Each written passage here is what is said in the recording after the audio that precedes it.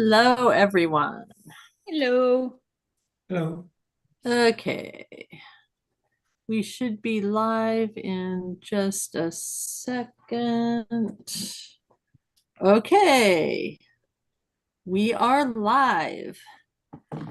And welcome, everyone. I'm going to close my window now. Welcome, everyone. This is the third Sunday of Easter. So happy Easter again. Um, and this one is kind of exciting because this is the one where we kind of get the historical Jesus of it all. We have essentially the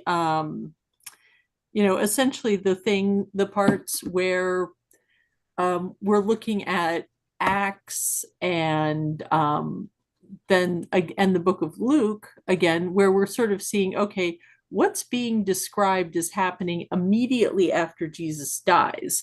And just before we start reading, one thing that really struck me that I want everybody to have in the back of their heads as they're listening to this is just hear how much theology isn't in these texts. Because literally, like, you could pull out a very high Christology, you could pull out a very low Christology. Some of these, it's like you could be talking about Jesus is just a guy, you could be talking about hologram Jesus. It's all there, it's all available. So, and that's kind of fun that, like, that argument got preserved, right?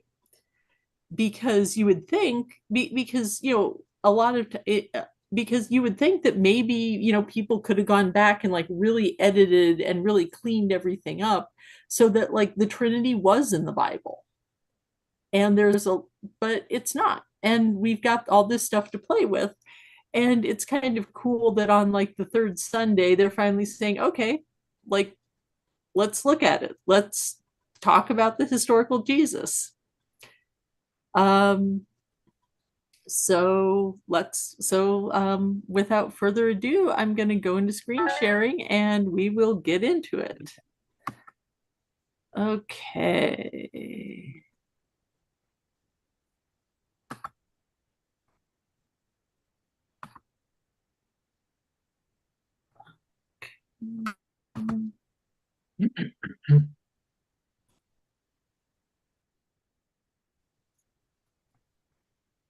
Okay.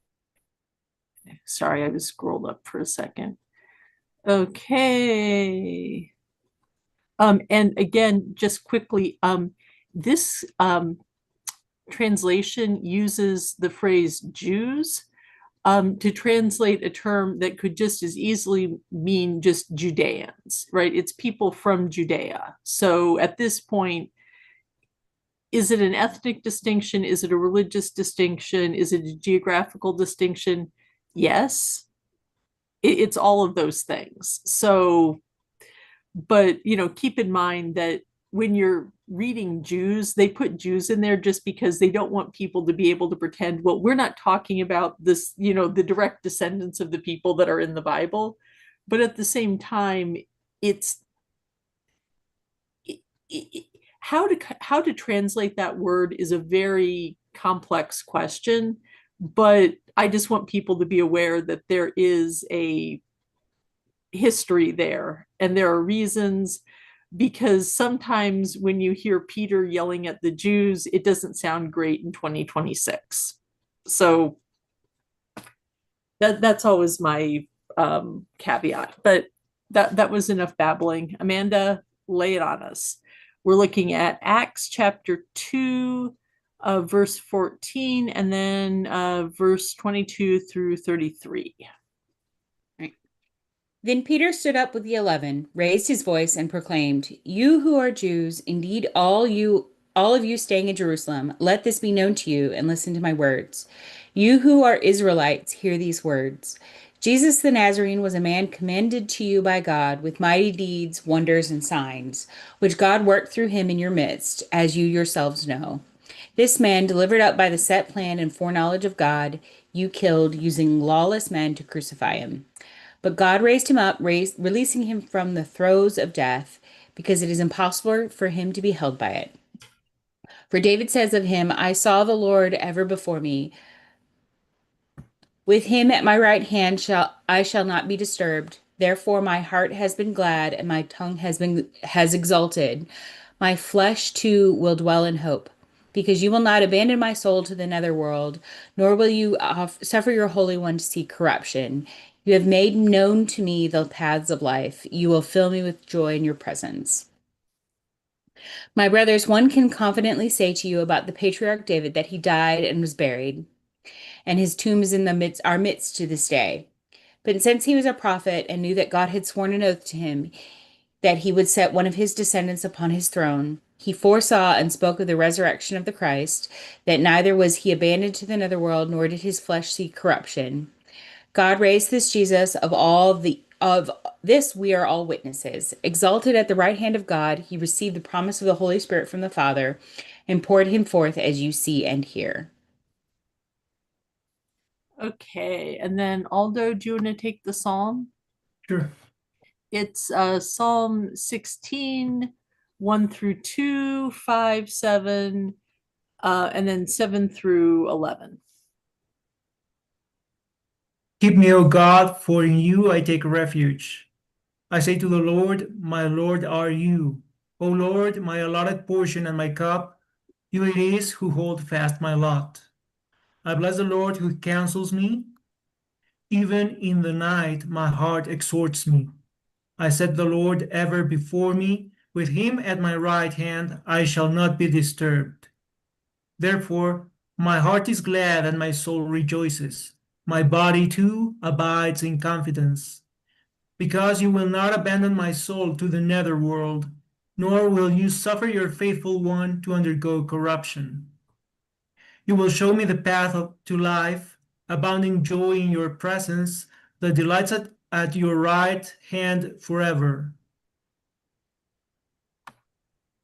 Okay. And then we have First Peter chapter 1, verses 17 through 21. Who wants to take that one? Okay, you can take it. Go ahead.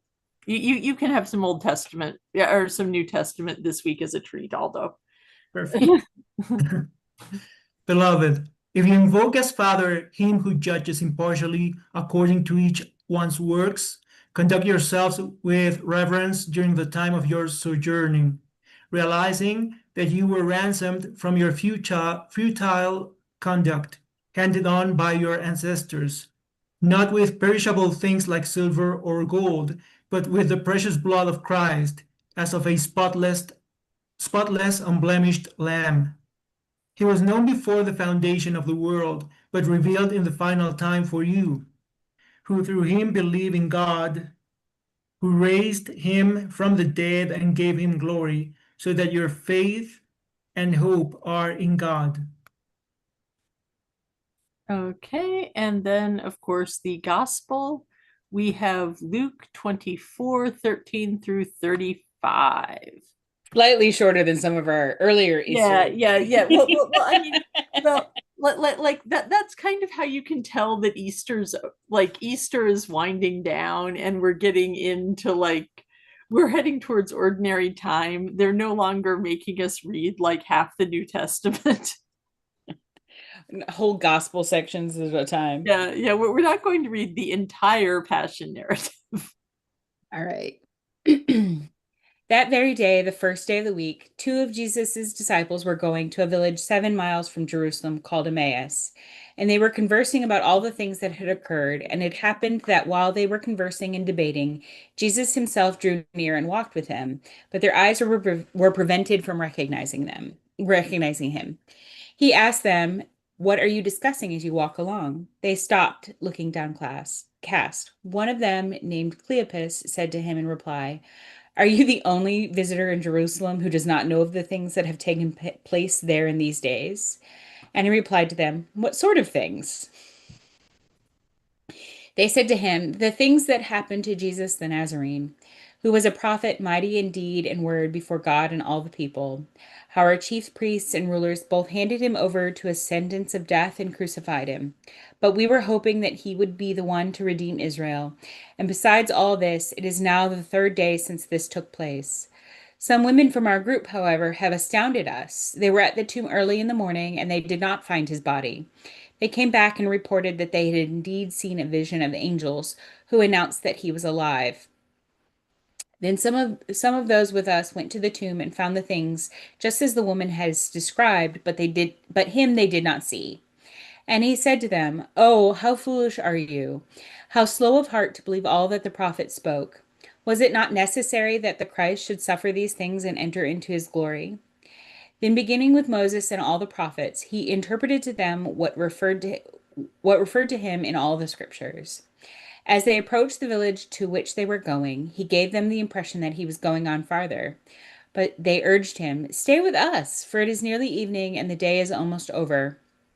So he went in to stay with them, and it happened that while he was with them at the table, he took bread, said the blessing, broke it, and gave it to them. With that, their eyes were opened, and they recognized him, but he vanished from their sight.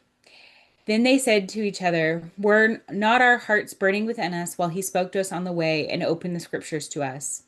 So they set out at once and returned to Jerusalem, where they found gathered together the 11 and those with them that were saying, "The Lord has truly been raised and has appeared to Simon." Then the two recounted what had taken place on the way and how he was made known to them in the breaking of the bread. Okay. And that's where we go, and that's where we end up. And I think it's interesting that one of these, that we started out with Acts, and then we kind of read the section of Luke that is at the end of Luke. So it's like just before Acts starts. And I thought that was kind of an interesting choice. Particularly since it's generally considered that Luke and Acts were written by the same person, regardless of whoever scholars think that was, and a lot of ink has been spilled about that. Jason Baden, who is currently at Northern Arizona University, is of the opinion that it was probably like a second generation convert living in the like late first, early second century, who may have even been named Luke, but he was named after Paul's buddy. He wasn't Paul's buddy. But the point is that regardless of who you think it is, just on stylistic grounds, everybody is sure that the same person wrote the bulk of both books. Mm-hmm. So it's interesting that they picked the passage where you have you have Jesus with the disciples in Luke, where he might be like, this might be hologram Jesus, right? But then, which is the somewhat irreverent term that most people use when talking about docetism, which is basically the idea that Jesus didn't really have a physical body. And then in Acts, you have Peter is talking about things in a way that makes it sound like Jesus was a prophet. Jesus was a fully human who was doing human things, and then he was crucified, but then there was a resurrection. Mm-hmm. And so it's kind of like it's messy, but it's messy in a way that is designed, I think, to let people think that, well, at the time things were really messy, and at the time people hadn't figured stuff out, right? So it's not really, so I don't know. The like person who enjoys church history in me really likes the fact that they're letting it be messy, that they're letting people not be sure of what was going on right after Jesus died. Because I mean, I don't know, like I checked the Jesus Project, and the Jesus Project is like, this is 100% shit that didn't happen. But to me, I don't know, I think that messiness is kind of that part feels real. You know, because when you have a historical event, you know, people don't always agree on what it means at the time. Yeah, having read historical accounts of other things Yeah, yeah, yeah, from multiple perspectives, you're like, oh, okay. yeah, yeah, exactly. It's like they might agree on some of the details. And I also kind of like the touch of you had Peter quoting from the Psalms, and then that was the psalm that they used. I thought that that was good style. And To be honest, that's a struggle that is harder for Anglophone ears to hear, the how often scripture quotes itself. yeah, Like how often Jesus is quoting something else, how yeah, often Paul is quoting something else. It's not obvious to us. And so for them to do that is, I think, wise.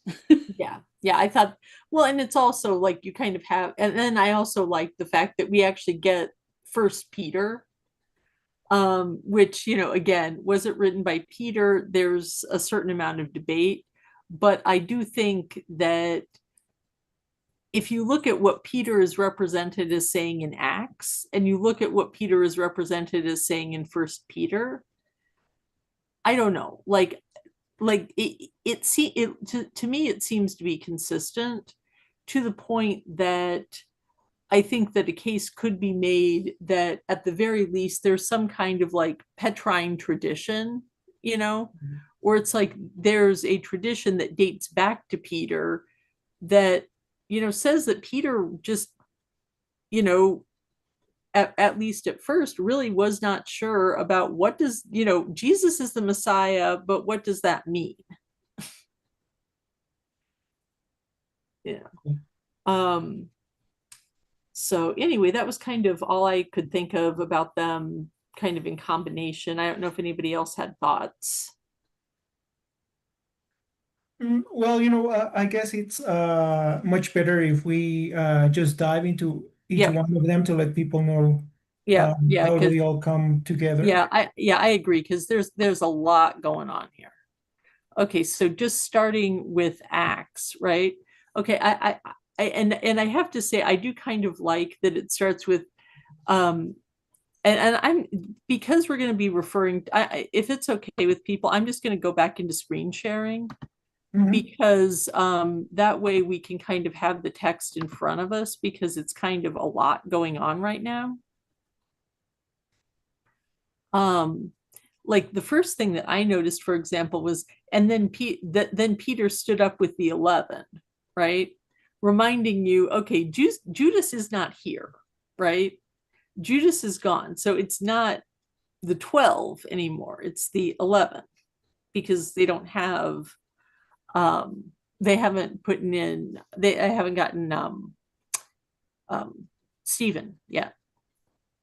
Um, so, you know, you have Jesus and he's being described as, you know, a man sent by God with mighty deeds, wonders, and signs. Again, we've talked about this, you know, category of the men of deeds, right? These like holy men who, by the power of prayer, are granted the ability to do things. And, you know, that's kind of how, and that's how Jesus is being described here. And then, you know, again, it's being attributed to, but God raised him up. So it's not entirely clear in this section of Acts whether Peter is thinking about Jesus as being divine in any real sense, or if he's thinking about Jesus as a prophet. And I mean, honestly, like you can kind of see where someone could read this and come out with something like adoptionism, especially if what you had was like, say, this and Mark. Um, you could just come up with, yeah, Jesus was just a dude. And then he became the Messiah, and then he was crucified, and now whatever happened. And it's interesting that that potential reading is still preserved in the text. And the reason why I bring this up is because very often when we're talking about the way that the Gospels were put together, I think there's a tendency to like imagine that there was like this committee of people who were sort of scientifically designing what they wanted Christianity to be. And so it's like, we're going to put in the text that we like, and we're going to cut out all the stuff that we don't like, and we're going to purify the Gospels and all this kind of stuff. So Shepherd of Hermas, gone. Gospel of Judas, gone. You know, I don't know, what's another apocryphal gospel? Like the cross gospel, right? Out the door. Bye. And instead, you have, like the potential to look at the text and go, okay, this is not clearly Trinitarian. This doesn't even, and when I say high Christology, I mean that you have a Christology that is essentially the Christology of the Nicene Creed versus a low Christology where Jesus is in some sense divine, but it's not exactly clear what that means yet. And then, of course, we have the big block quote from David, which again is interesting because, and although, maybe you can speak to this since you've, actually worked with the Mishnah a little bit more, but this at least strikes me as being a very like sort of Jewish way of arguing, right? Where it's like you have like the proposition and then you have the text to back it up. Correct. Mostly it will develop in what is known as midrashic literature. So what they would do is to perhaps either they would start with a text and they would then interpret it, making use of any any linguistic kind of play in words or ideas. It doesn't even matter whether words change meaning, whether the background is the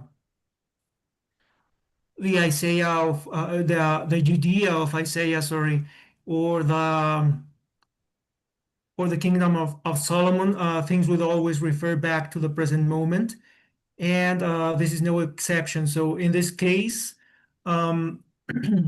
Peter is trying to read Jesus back into one of the Psalms of David, which in itself is anachronical because we do not really know whether some of the Psalms or any of them go back actually to David.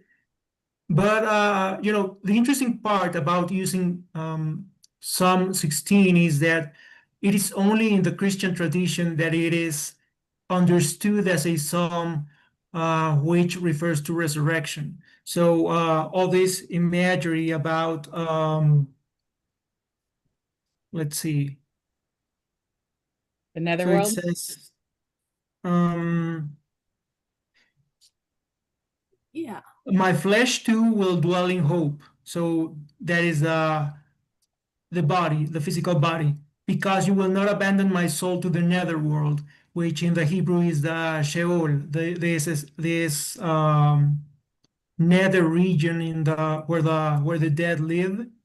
And it says, nor will you suffer your Holy One to see corruption. In this case, corruption is interpreted as the corruption of the human body, alluding to a physical resurrection as well, not only a spiritual resurrection.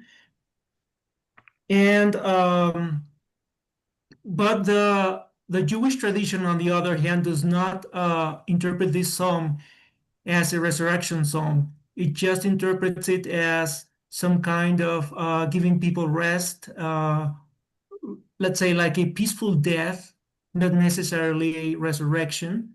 in that sense. So I found this idea, this Christian idea, very interesting in the sense that whatever allusion is made in the texts, uh, where where words referring to the body and words referring to the soul are used, they are interpreted as to hinting to the resurrection of the Christ. Yep. Yeah. And then, of course, now this I thought was interesting is that it's comparing Jesus explicitly to David, which is something that we haven't quite run across before. There's been a lot of, oh, he's Moses, he's Elijah, he's Ezekiel, that kind of stuff. And he's described as the descendant of David.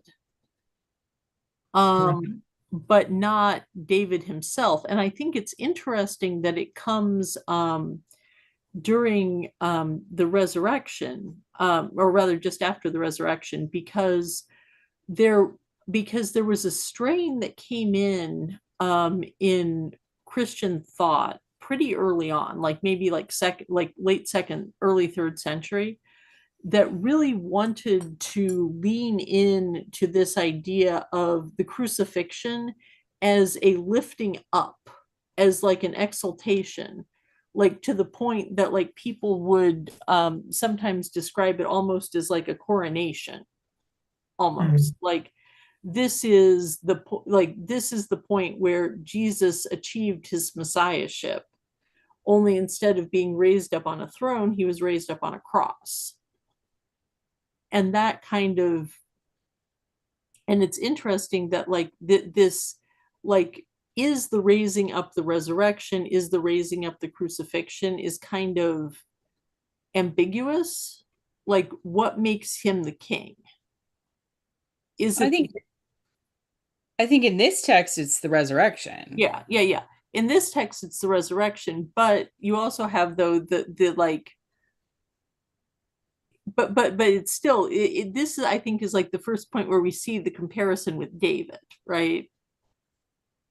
Which I agree with you. I think at this point, I think it's the resurrection is when Jesus becomes what he becomes.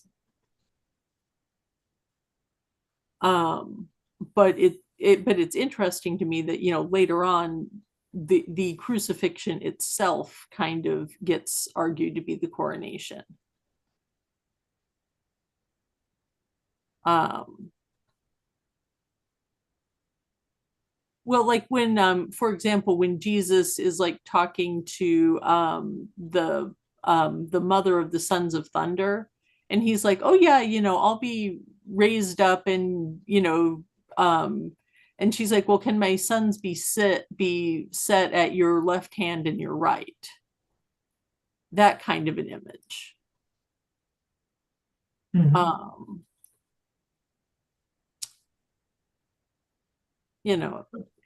just sorry. Yeah, I'm sorry. Go ahead. But you hinted at this before, and I think it's interesting to know that there's no single unified view of the Christ, right? So yeah, I exactly. guess it's like something very natural regarding human nature and the way the human mind works, in the sense that even though the three of us would be, experiencing the same circumstances or events, we will interpret them in a different way. So it would be no wonder that perhaps Amanda would focus on some aspect of this event we are in the presence of, and then you would have another perspective, and me just having yet another perspective. So I would like, perhaps this is just an oversimplification, but that is the way I would understand the different Christianities that emerged from the beginning. To try to explain the experience of the Christ. Oh yeah. And that was really what I was trying to get at here, was not so much like, because I agree, Amanda's 100% right. This is looking at the resurrection as being the big deal. but it's interesting to me just how much messiness is kind of preserved in the text and how many different kinds of readings are in the text. Kind of from this earliest moment. I don't know. Did anybody else have anything else to say about the resurrection? I would like to mention something, but when we get to Luke. Okay, cool.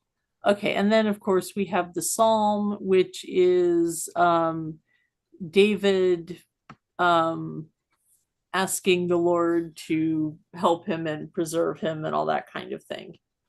So maybe you can tell us, because this is sort of just saying, oh yeah, David wrote the Psalms. So just quickly, did David write the Psalms? Because Peter Mhm. sure thinks he did.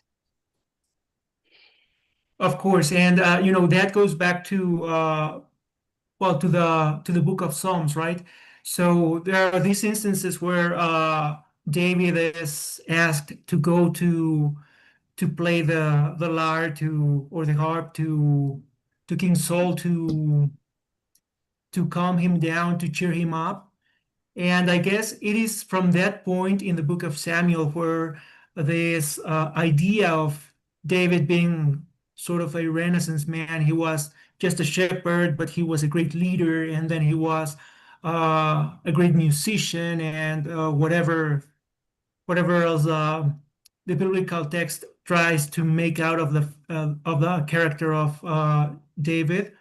And then it goes on to the book of Psalms in the sense that many Psalms have a heading which ascribes that particular psalm to David.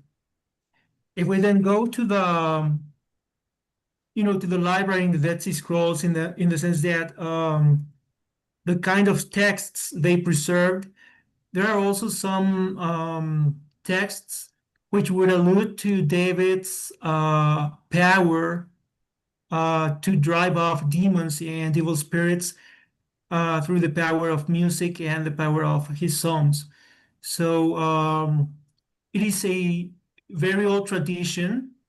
And of course, scholars would have to take this with a grain of salt in the sense that we cannot really tell whether David wrote some psalms, most psalms, or any psalms at all. So from a historical perspective, it's really difficult to prove that, but the tradition is there and it is kept on, with the in the Gospels in Christian literature. And I wouldn't be surprised if even in Islam there is this tradition is carried on. Yes, it is. There is a there's a I don't remember the title, but Mhm. there's a point where there's a reference to David, and it says that he was given the book that David was given was Psalms. Mhm. Because in Islam, there's the tradition that in Islam, the tradition is basically that every so often God would send a prophet, and the prophet would be given a book, and then the people would hear the book and they would like misremember it, not write it down right, and generally mess it up. And then so then you would need a new prophet and a new book until finally Muhammad shows up, and of course, doesn't mess up, the Quran gets actually written down and recorded properly. Right. And and of course, not, and to be fair, and not to say that there isn't a history of how the text that we have of the Quran was assembled. And there is a very strong possibility that there were variant readings, that there were, things that didn't make it into the final text. We don't know, because they burned, like they wrote down a copy of the Quran that was the official version, everything else got burned. But what we do know is that that happened like maybe within 20 years of the death of Muhammad. Right. So there's also very good reason, there's also very good historical reason to believe that like the Quran as it exists is at least substantially what Muhammad recited, even going with like the most skeptical, the most like there were shenanigans, there was, you know, even the most skeptical, hardcore materialist version of that still leaves you with a Quran that has to be more or less what came out of Muhammad's mouth. And and to be fair, that was really hard to do. Mhm.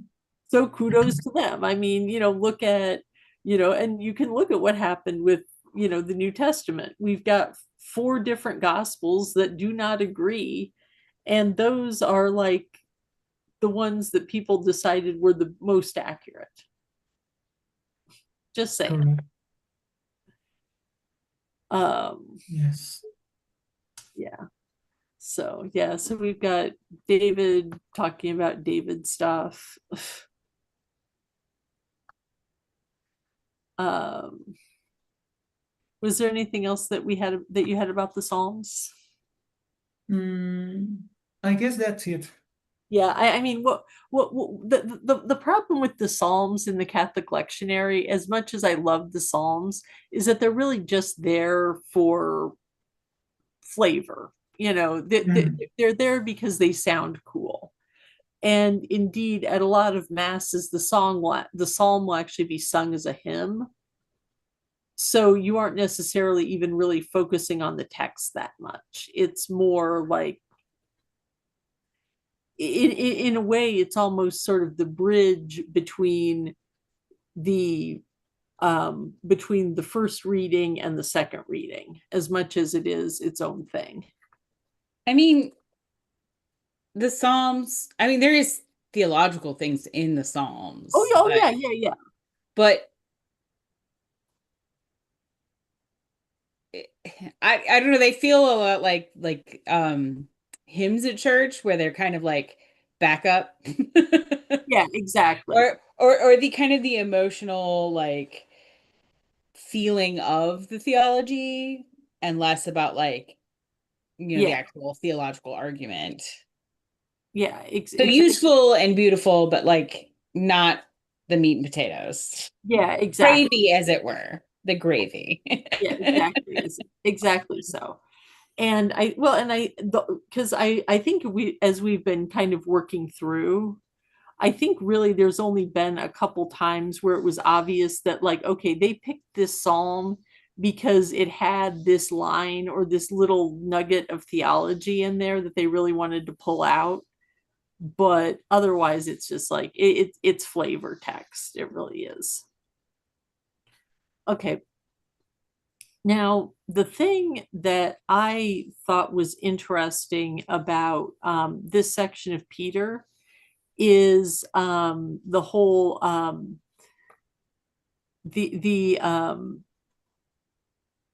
the whole reference to the precious blood of Christ as of a spotless, unblemished lamb. Mm. Because of course that is an imagery that piece of imagery, that image is something that Christianity, especially in the Latin West, is just going to go crazy with, right? And not just the image of Christ as the lamb, but also the idea that Christ was a sacrifice and that Christ's death was a redemption. To the point that like, and I know that this is probably like just me being crazy and apologetic and speculating and getting into like Jesus was a mushroom land.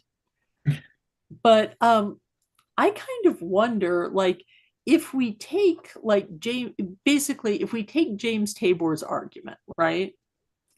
And say that, okay, like, and say that Jesus was supposed to be the like Davidic king, and his cousin John was supposed to be the Christian. was supposed to be the priest, right? It kind of makes me wonder if maybe Jesus, maybe like, what if the crucifixion was not an accident? Because in the Hebrew Bible, although obviously, there hadn't been any actual human sacrifice for like a very, very long time, right? Like that's gone. But the texts are there and the stories are there. So it makes me wonder, what if Jesus actually thought, okay, maybe if I get sacrificed in the temple, like in some sense, the Messiah, God, the Son of Man, whatever that means, gets sacrificed, maybe that'll get the Romans out. And I wonder if that's, or at least maybe if that wasn't in Jesus's head, maybe that was in the head of some of his followers, right? That this was the sacrifice, except that you can't talk about that because the Romans go crazy when you hear about human sacrifice, which is maybe why the crucifixion, right? Because if you can't do the sacrifice, you get the Romans to do the sacrifice for you. And then it's on them. Maybe. I don't know. I at this point, I'm just kind of like throwing weird ideas out there, hoping that like, Dan McClellan is like crashing out right now and is like, we'll like go to the internet, discover the source of his psychic pain, and then do a response video telling me why I'm wrong. Isn't he an Old Testament guy? Oh no, no, Dan McClellan does it all. He's mostly an Old Testament guy, but he has to fight with people who say stupid things about the New Testament as well. Well, okay, fair enough. I do think so. You're talking about how I think if you look at the passage from the first passage that we read from Acts, Yeah, when they're talking about, they're making that direct comparison to David. yeah, They are making out like the resurrection is the coronation, which is a very strange thing to connect with David because David was like a physical person with a crown and like yeah. heirs and like Well, yeah, diplomacy and general human disaster that comes with ruling a kingdom. yeah, So like I think that does kind of imply that they at least think it's on purpose. yeah. And well, and which of course also kind of makes me wonder, and I know that this is like just super random, but why do we assume that the year zero was Jesus's birth? Because when you're dating, because in calendars where you date from regnal years, you don't date from the point that the dude was born. You date from the point that the dude died, right? Which log Well, no, no, I'm like it's in this year of the reign of Augustus, right? In right. the third year of the reign of so and so, in the fifth year after the bloody blah of the battle of bloody blah happened, right? In it Mhm. 5 years after the year of the elephant, right? So I'm just saying that it just strikes me as really weird that like everybody's like, well, okay, well, Jesus wasn't born in the year zero. Like, it was maybe like, because there's a whole range of possible dates. I think just timeline nonsense going on here. If he's born in the year zero, that puts him closer to the destruction of the temple, which if alters when you think how far out some of these books were written from the death of Jesus. Right. but what I'm saying So is, I mean, I think that's probably part of yeah, it. no, I know, I'm sure that that's part of it, and also part of it is, of course, if you're going to put all of this emphasis on when you get to a high Christology, when you get to Jesus is 100% God, no question, then the virgin birth becomes a big deal, and then therefore you have to push everything forward. But I think that it's become pretty obvious that at this point that this section of Peter and this section of Acts, it's all about the crucifixion, and it's all about the resurrection. And the birth of Jesus is not anything that anybody is caring about in these texts. Okay, so yeah, but then also he was known before the foundation of the world, but revealed in the final time for you. Mhm. So we also have this hint of like, maybe it's not quite a high Christology, but it's sort of a mid Christology. It's like he's special. It's higher than adoptionism. Right. Yeah, it's higher than adoptionism. And well, I mean, yes, I don't know. I don't know. We should probably have like sometime when we get really bored, we should have like a Christology tier list. Like we have like, G tier, or no, T tier, totally Trinitarian God. And then, you've got like, it goes down to just some dude. Mhm. Or maybe Panthera is like the lowest that your Christology can go, right? Like Panthera is as bad as it gets. But it's interesting. Well, what really caught my attention is, so we have in Acts Peter speaking to the Jews, to the Judeans, and then he opens by saying that Jesus was a man, and now we get to the letter of Peter, and then he's talking about Jesus being known before the foundation of the world. So it's interesting how he goes from one end to the other end of the spectrum.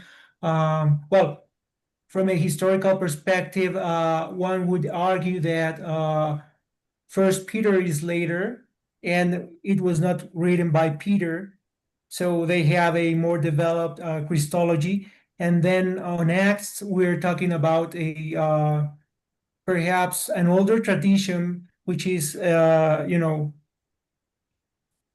further away from these high Christology, and thinks of Jesus more of a man, even though he resurrected. Yeah. Although uh John Dominic Crossan actually Mhm. argued, now he doesn't, he is, to be fair, he doesn't think that the entire apocryphal gospel of Peter is very old. What he thinks is old is the part that's called the cross gospel, Mhm. or rather what he wants to name the cross gospel, which is basically the chunk about the resurrection, which actually interestingly has two figures that appear at the tomb. And then also has, Crossy the talking cross. Um, but which that should be a thing.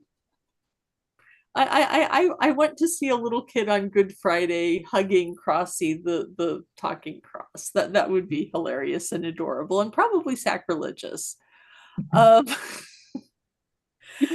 but but yeah, I think it's interesting how it's like you can almost see people working this out in real time, where it's like, well, because of course in we talk about, like John, like baby John the Baptist kicking, right? Even before he's Mhm. born, when he sees, pregnant Mary. So there's this kind of like idea of something like pre-existence, or at least like existence before birth, that's going on here, that's kind of interesting. Or again, this could be the first, like bite at the apple of a higher Christology where it's like, okay, Jesus isn't totally human. Like Mhm. mostly a guy, but there's something else. Like he's super duper special. And then was that all anybody did anybody have anything else to say about that one? Well, I just wanted to point out to go back to the idea of Jesus as a lamb, which is totally fitting with the idea of the Exodus in the sense that he was a Paschal lamb, and he was going back to what you mentioned, your theory about the sacrifice would be that Jesus, once Jesus was sacrificed, then a new Exodus would ensue in that sense. Yeah. So in this case, Rome would be the new Egypt, Jesus would be the Paschal Lamb, and the Israelites, the Judeans or the Jews, would be freed from their current oppressors. Yeah, exactly. And again, can I back this up? Absolutely not. Can anybody back this up? Absolutely not. Probably, I don't know.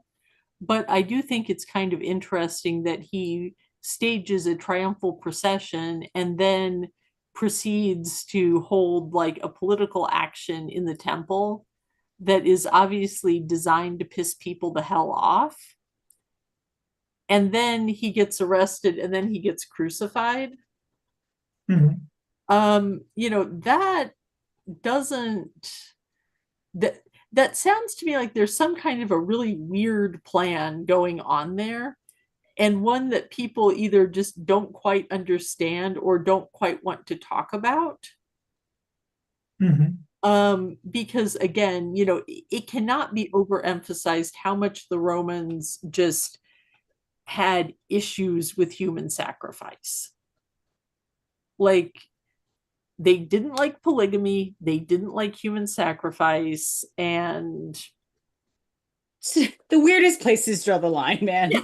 The Well, weirdest places. yeah, but see, that's the point, though, is that like every group of people has a line that it's like you can't do that, right? It's like for example, like most cultures have like have a taboo against like close kin incest, Mhm. right? Like everybody agrees that like yeah, and I mean, yes, you do have some cultures that have like, like sibling marriage or something like that, but it's never like it's always an exceptional practice, right? For the most part, everybody like you can maybe like get like first cousins are okay, but closer than that, and people start like just sort of instinctively going ew. There are always rules about it. Yeah, there are The rules. rules are not the same from culture to culture, but there's Yeah. always some rules about Mhm. who is an appropriate marriage and sex partner and who is not. Yes, exactly. And a lot of them tend to, like you, a lot of them tend to exclude like certain the same close family members though. Um like marrying your kid is generally considered weird. Marrying your grandparent is generally considered weird. That kind of thing. So Yeah. so you know what I mean? There's different things that sometimes people are weird culturally, and sometimes there's just like certain things that most cultures figure out is not okay. But yeah, you're right. Human sacrifice is not one of the things that people traditionally decide is okay. Like even, I mean, you can talk about like in medieval Europe, what is burning a heretic if it's not a human sacrifice? I am sorry. Mhm. Like I have yet to hear a reasonable explanation in which burning a heretic is not functionally the same thing as a human sacrifice. Yeah. You know, Um, I think I think there's always rules about that too, as well, who no, who no, no, no. counts. Well, no, that's the thing is you always have rules, right? Yeah. But like, but it's not like a blank. And the thing is like the Romans would execute people all the time, but you just don't sacrifice them. And how that's a difference, I don't know. That feels like rules lawyering. Well, it does feel like rules lawyering until you remember that like part of the reason why like the early Christians were getting in trouble is because people were like are like okay, like it sounds to us like y'all are like cutting up babies. And we don't do that. Your weird sex cannibalism cultists creeping us the rest of us out. Yeah, exactly. Well, and also like okay, to be fair to the Romans, like this was a time where infant exposure was a thing, right? Like literally if like somebody had an inconvenient baby, you could leave that inconvenient baby out by the side of the road. So if you were going to do human sacrifice, like in 2026, the first question when anybody tries to like start the satanic panic is, well, where's the baby? Right? Like, because there would be a birth certificate, there would be a police report, there would be there would be medical records, there would be a distraught mother going like, here is a picture of my baby is gone, right? So, but in like in like first century Rome, where did you get an unwanted baby? Is not, you know, that is not the limiting factor. Mhm. um,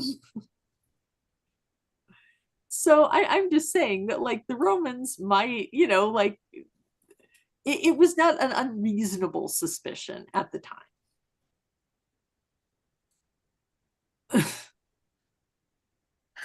Amanda, you might be muted. Okay. I Yeah. said it doesn't surprise me, and I don't think it's unreasonable. It amuses me that that's like Christianity's early reputation as being some sort of weird cannibalistic sex cult. And that gives me a good giggle. Like Yeah. every time I think about it. Yeah.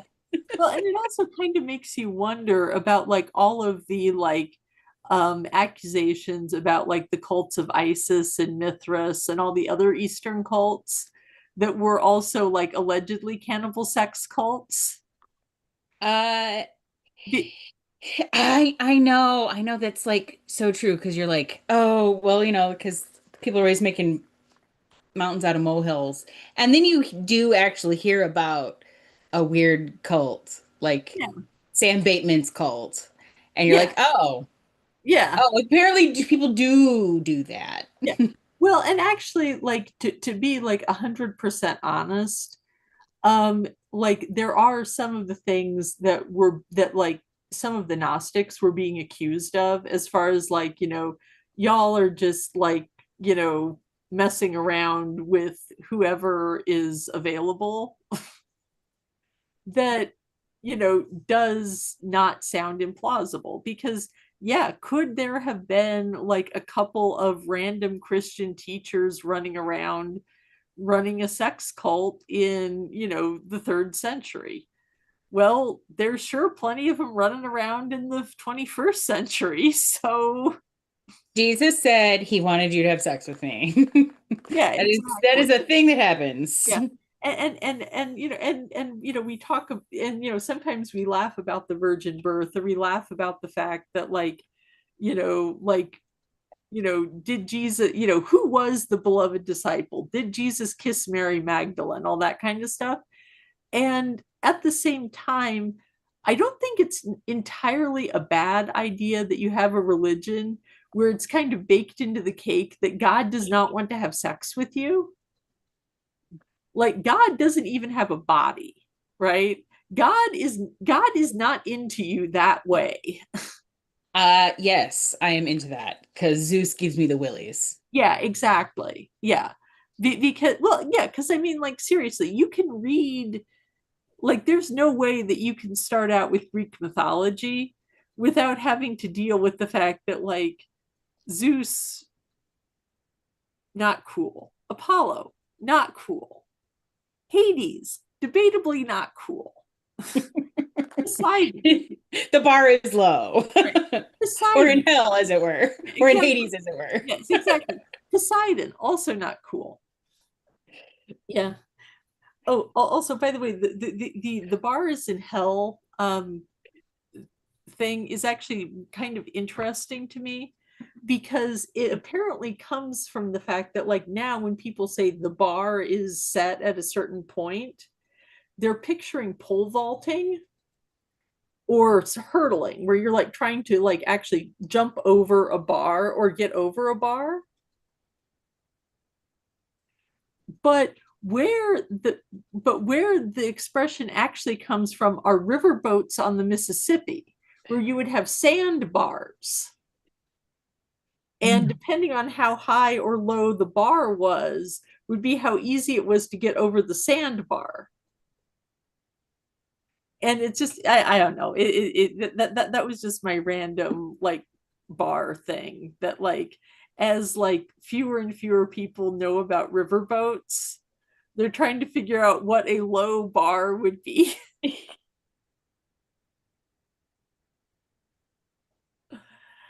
I don't know. It's you know, the evolution of an expression when it is taken, when it is removed from its original meaning, and then it changes the way you Yeah. interpret you know, Oh yeah, any passage. exactly. Yeah. And particularly when it's like when it's something that sounded like it had a sexual connotation originally and it really didn't. Mhm. That's another good one. Okay, anyway, but we have gotten so far off topic. I'm not even sure what the topic was. Oh, but wait, look, there's the Gospel of Luke. Gospel. We have gospel. The We Gospel. have gospel. Okay. So anyway, so in this one we've got the two disciples. They're talking about stuff. Interestingly, we don't know which two, right? Cleopas. We know it's one of them is Cleopas, yeah. Cleopas. Okay, so You know, Cleopas. it's Cleopas and friend. Okay, Cleopas and friend. And Cleopas is which one is Cleopas again? That's one of those Aramaic nicknames that I can't ever remember because I always want to confuse Cleopas and Cephas. He's not one of the 11.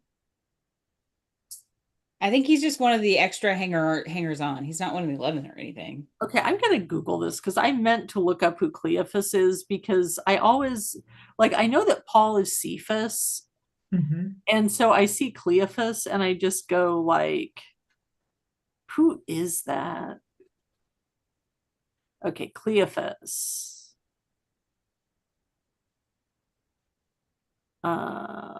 Okay. Oh, cool. Oh, awesome.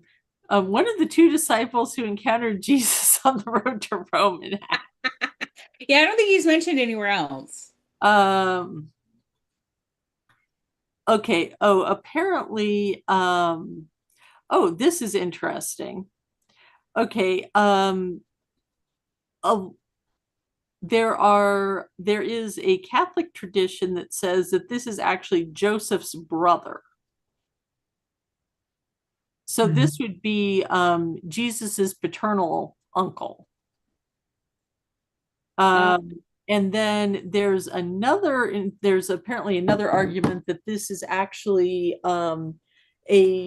either a relative of the Mary of Clophas, who is in John 19:25, or that it might have actually been Mary of Clophas at one point, and then it got changed to be and then it got changed to look like a male name. In the same way that there are some manuscripts, like for example, there's like Junia is in one of the epistles, but every so often it will get masculinized to Junius because, of course, Junia is one of the people who's arguably a deacon.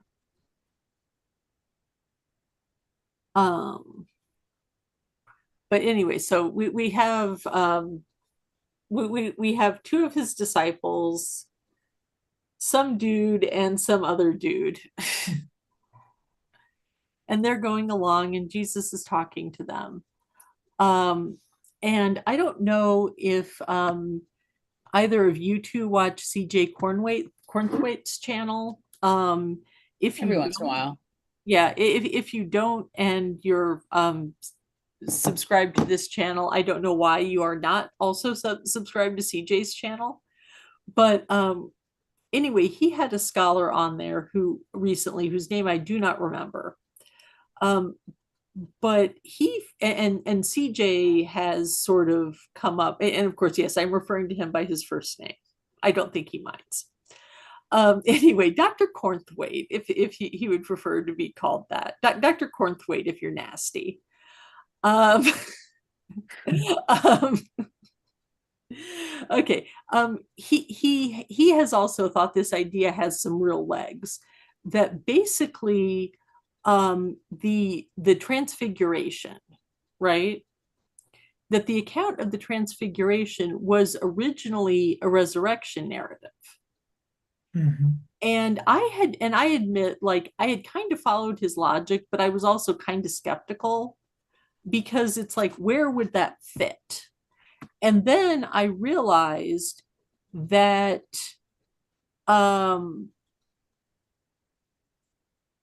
that as you have these two guys who are walking along, and then they see the resurrected Jesus, they don't recognize him, they're hanging out with him. And then it's talking, and then Jesus is talking to them and explaining where he fits in the story and how foolish you are. Was it not necessary that Christ should suffer these things and enter into his glory? Then, beginning with Moses and the prophets, he interpreted to them what referred to him in all the scriptures. That would be a really logical place to drop the transfiguration. Like, you could drop the like you could copy paste the transfiguration in there, and I think that it would fit, or at least it wouldn't sound weird. So I think there's maybe some there. I also think that it's interesting that they chose to make it a separate incident. And I think narratively, it actually makes sense as a separate incident that happens before the resurrection.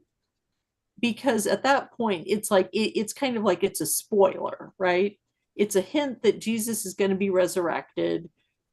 And it's kind of showing you what that means before it happens.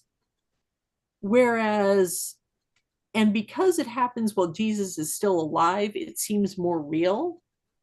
Whereas after he is resurrected, it's just kind of like, yeah, some guy had a vision.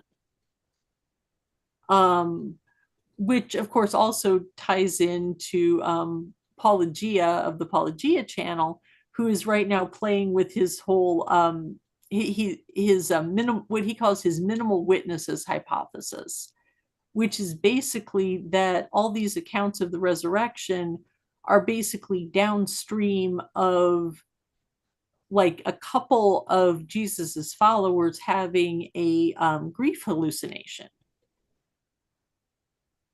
which is actually something that happens to about a third of people, where somebody in the family will die and people will report, hearing voices, seeing things, having physical experiences that, of course, you can interpret naturalistically to say, okay, that's just your brain trying to deal with the fact that you are so upset that you're just crashing out. And then there's other people who say, well, if somebody's grandpa shows up and says, yo, I'm in heaven, it's all good.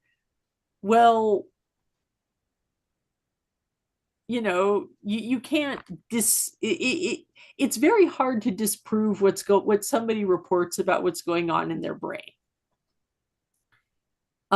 Which is why, like, personally, I tend to like to just kind of bracket those claims and say go like all William James phenomenology and just say something happened And for the moment, what the person thinks happened is more important than trying to come up with a scientific explanation when it's not something that we can explain scientifically. Mm. And so far, we don't have a scientific explanation for grief hallucinations. You know, of course, God of the gaps is always dangerous too. Mhm. You know, perhaps I can't remember right now because I think I now understand artists when they say they do not like to watch their movies, or they don't want to watch their performances. Not because I'm an artist or something, but because I do understand them Yeah. on a human level. I never go back to our live streams, so I can't remember if I explained this on Easter Sunday, that there is an idea where in Jewish thought, where resurrection occurs while you're still alive. And that is one of the reasons I always get messed up with um, Jesus's baptism, the transfiguration, and the resurrection, because there is this idea that when the Holy Spirit rests upon you, you get uh, you get resurrected, and Mhm. that only appears in the Mishnah. But of course, the verse is very quaint in that sense, so you can't really make much out of it. But the idea is there. The resurrection of the dead occurs after you reach some degree of sanctity, and I guess perhaps the episode of Jesus' baptism and the transfiguration allude to that resurrection in life. Yeah, exactly. And again, I mean, I think that the thing that I just keep coming back to is that in all of these passages, we're seeing a point where like nothing is up in the air. Mhm. Or rather, nothing is settled. Everything is up in the air, right? Right. There are all kinds of ways and things and theologies that could come out of this, and that also that we know did come out of this. Mhm. And it's, you want to talk about, early Christianity was just as messy as modern Christianity.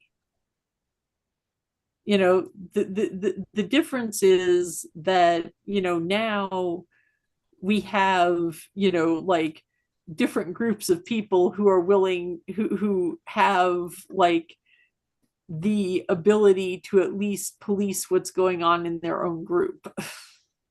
Mhm. And no one's receiving a strongly lettered word from Paul. Yeah. Um, Well, no, now, well, yes. Now you receive a strongly worded letter from Cardinal Victor Manuel Fernandez, head of the DDF, who in my heart will always be Tuco, the Grand Inquisitor. Um, the dicastery for the doctrine of the faith is like, if you trace back all the name changes, it starts out as the Office of the Roman Inquisition that was headed by the Grand Inquisitor. Nice. So like 500 years ago, that was his job title. And nice. I think it sounds cooler. I mean, I understand why he can't use it, but and maybe There's a lot of baggage to that. There is a lot of baggage to that, but I would like to be like, that would be a cool job. I'm the Grand Inquisitor. I mean, I ask questions. I have questions. I am the Grand Inquisitor, and I have several questions. And one of those is, why are you being a heretic? Because it is true that like, and this is something that I'm going to do a series on Tuesdays, and I just haven't had the guts to like talk about it because it's so big. Is the recent document Mater Populi Fidelis, which was like basically saying, okay, some of y'all are getting a little bit weird about the Virgin Mary, and there's starting to be confusion about certain titles. So we're just not going to use that title anymore, which is a strongly worded letter.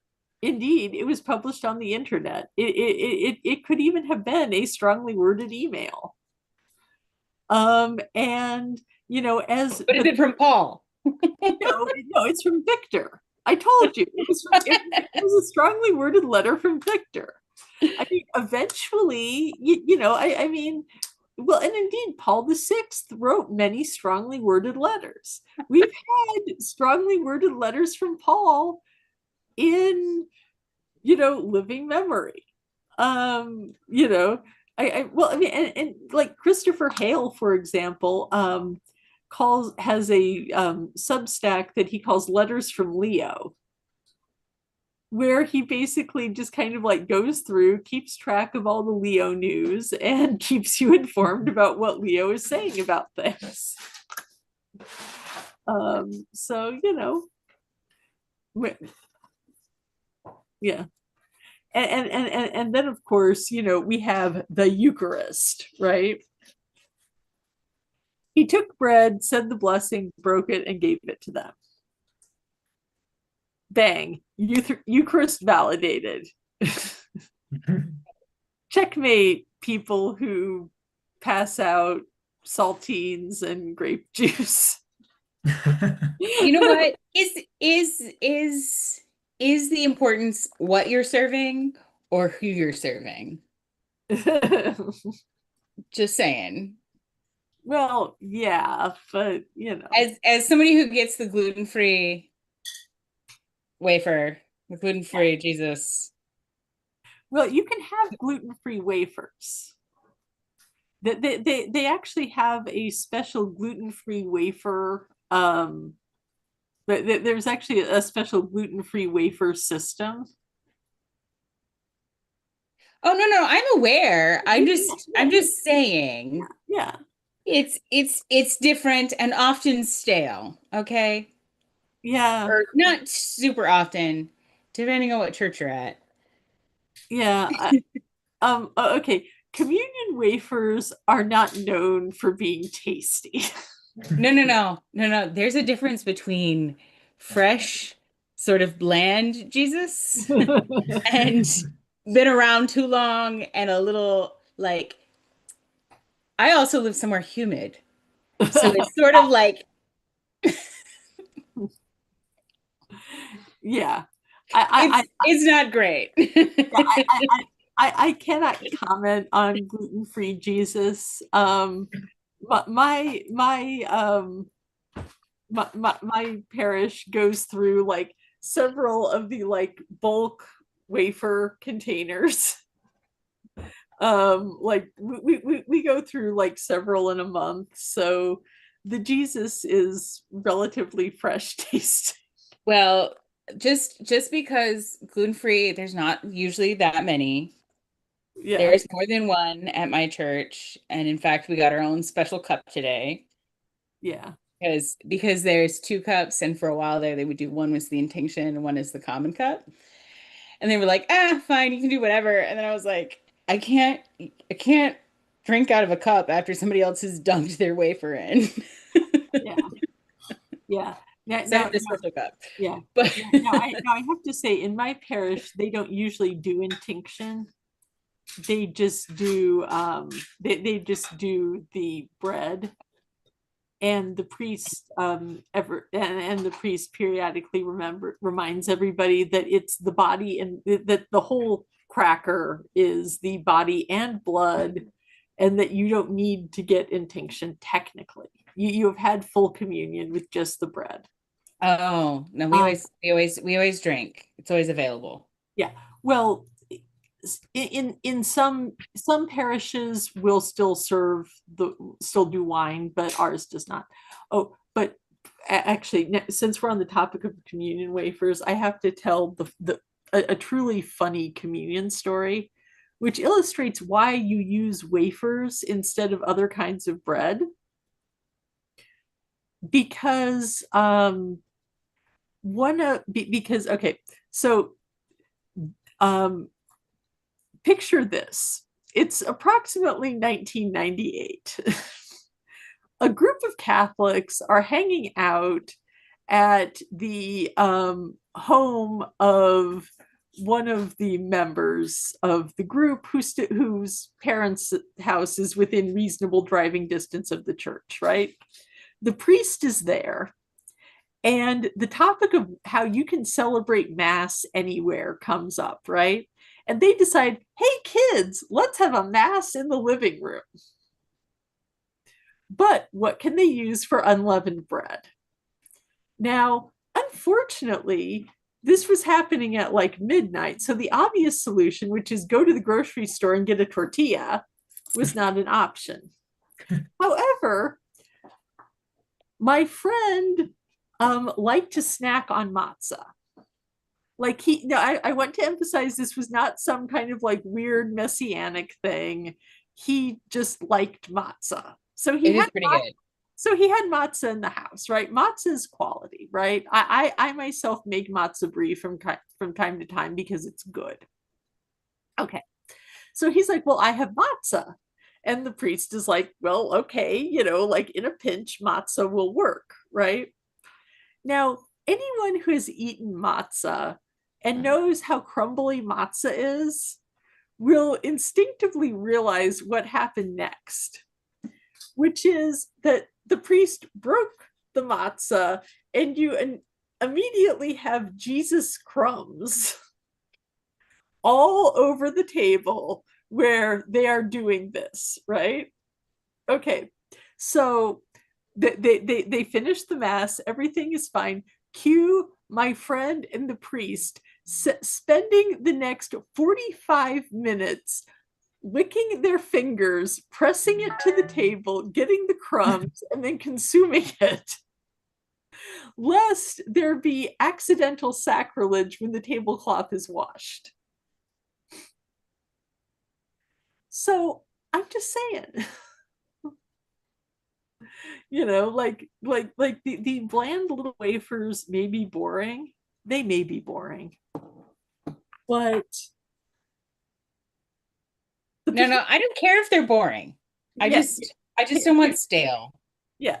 And I don't want juice I don't even mind juice. I just don't want juice that's gone a little hard, because it's trying to be wine, but it's not working. Or not working. Yeah. Or just use wine. But anyway, and once again, we have they don't realize that it's Jesus until boom, it's Jesus, right? Which is the same kind of thing as like Mary and the gardener. Mm-hmm. So, and I think that this is definitely another place where like you could get hologram Jesus out of this, right? Like if you were like a committed docetist and you were like, Jesus didn't really have a physical body. Whatever happened. It was an illusion, and now he's fine. I think you could pull that out of this text. I mean, I don't think it argues against it. I don't know that you could pull it out, but I don't think it would be like that difficult to go, well, that's what that means when it says they didn't recognize him because he didn't look like himself. Yeah.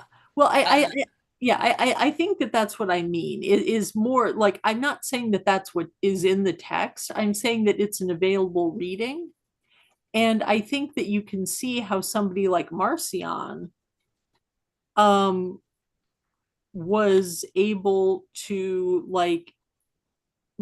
use Luke, because one of the things, of course, that's really interesting is that there's a really good case being made right now that the earliest version of Luke that we have was actually written down by Marcionites, was actually written down by people who become Gnostics.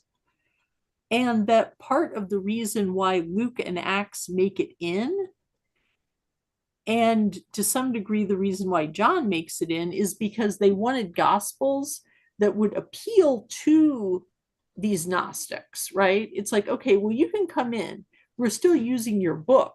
Now we're going to tell you why your interpretation is wrong, but we're still going to use Luke, which as messy as the process of putting the canon together was and how late it happened, um, I don't think that idea, that the impulse to bring Luke in because it was a popular text with the Marcionites and with other Gnostics is like, to me, that makes sense.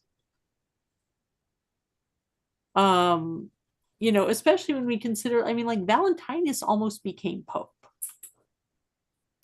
Legitimately, Valentinus, the Gnostic, the arch heretic, blah blah blah, was like, he was the number 2 guy to getting elected Pope, which I think kind of tells you how mainstream what we now, like these ideas where it's like we look at it and we're like, this is weird, this is a heresy. Like, I don't know that you could quite get it out of there, but it's maybe an available reading.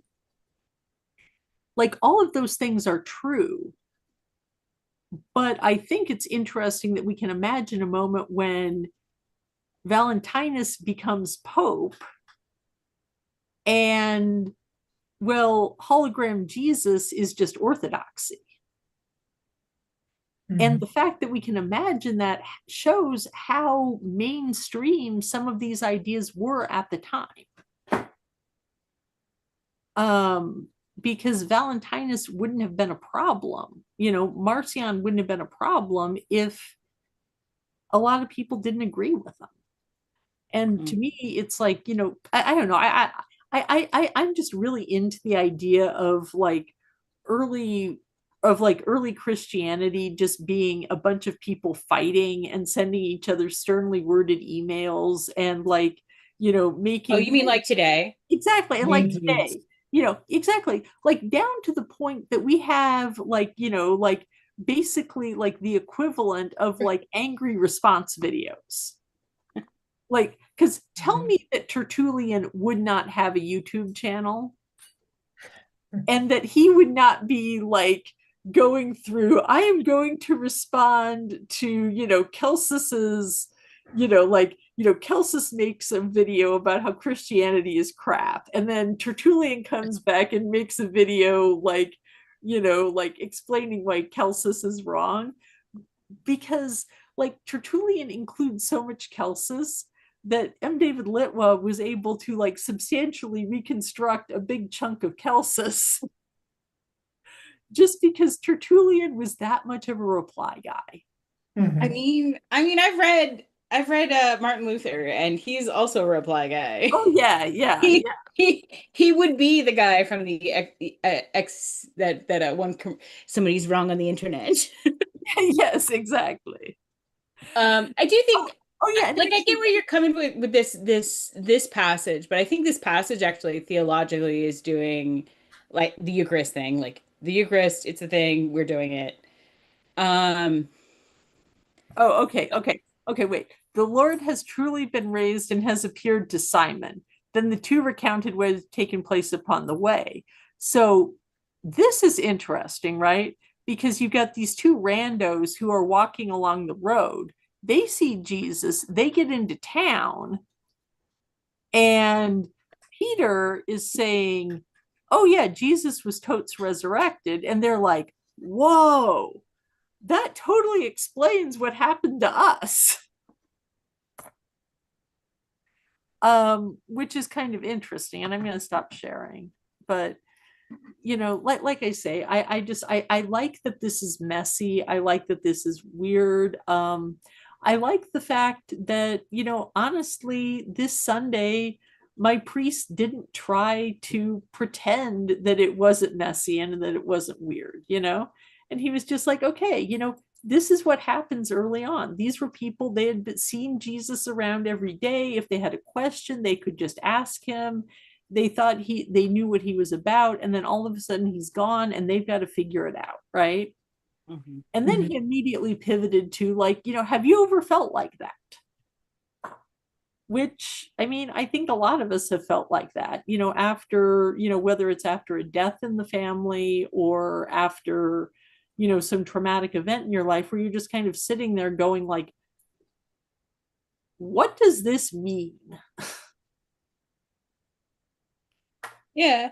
Well, but I think that's one of the other things that this passage is doing, though, because it says Jesus was like, oh, well, starting with Moses, let's go back to Moses. This Yeah, is where exactly. this all fits in this tradition that already exists. Yeah, So exactly. he's placing in a continuum theologically. Yeah, exactly. So he's kind of telling them like not the like a lot of the weird nitty-gritty that we all get caught up in, but no, I mean it's not weird. It's important, but like we have to talk about it. But he's it's sort of like sliding past the weirdness Yeah. a little bit by going, oh, this is a part of this like long tradition of all these prophecies and all these people messing it up and all these people sinning and then repenting and then like messing it up again and then these people who are now arguing about stuff Mhm. like you know Yeah. all these things that all these people wrote for years that are kind of strange and sometimes don't entirely make sense to Yeah. us now that we read it Well, and many years yeah. later. Well, and I think, it's also worth pointing out that like we have a really good idea of what the Jewish Messiah was expected to do in the first century, right? That the common understanding was this was going to be some guy who was going to show up. There would be a whole bunch of angels. There would be a big old revolt. And then the Romans would get chased out, right? And that was going to be how it was. And then that didn't happen, but you still had a whole bunch of people who weren't willing to let go of the this was the Messiah idea, right? So then they have to figure out. So then, again, it's this moment of, okay, let's go back to Moses, right? Let's go back to the very beginning Mhm. and try to figure out how this guy is the Messiah actually, really. If you kind of like completely rewrite what Messiah means so that Messiah is the sacrifice. And establishing a new kingdom means like this weird ephemeral Yeah. thing that we're doing on Earth now, and then there might be like something that happens later. Yeah, exactly. But then, well, it's, like the kingdom of God, is here, but not here. Hmm. So, which is, which is an idea that had, I mean, eventually that's the idea that won.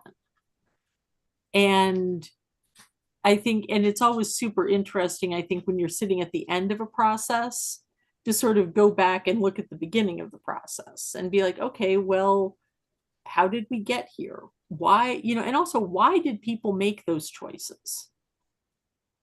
Mm.